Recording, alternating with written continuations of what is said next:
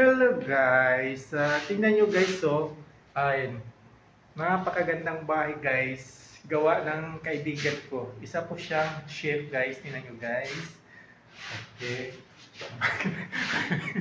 Layo-layo ng inikot ko yun, no? Yan, ginawa niya guys. Sino may hagdanan pa sa ilalim guys, tingnan nyo guys. So, kung sino magpapagawa ng bahay, libre po yung plano, okay? Ngayon, ipapakita kung sinong gumawa niyan. Wait lang.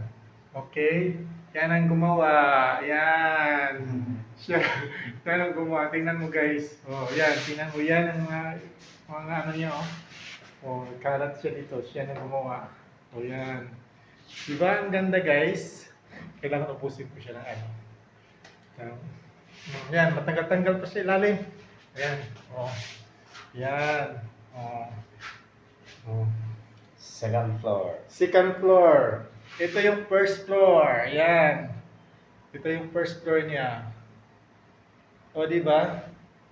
So, kung sinong gustong magpapagawa, message nyo lang ako ha. Libre yung plano. Okay? Okay, guys? Huwag intindihin yung kulay kasi kung anong Huwag mong lang. intindihin yung kulay, guys.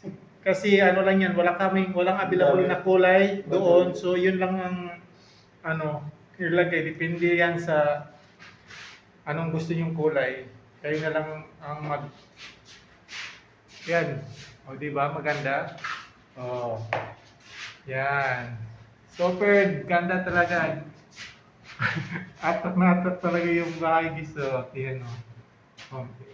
Ayun, dito kayo mapapagawa. Ito. Yan. Siya po ay Hilonggo. Siya po yung chef namin. Okay? Yan. Okay? Okay guys. Bye. Ingat.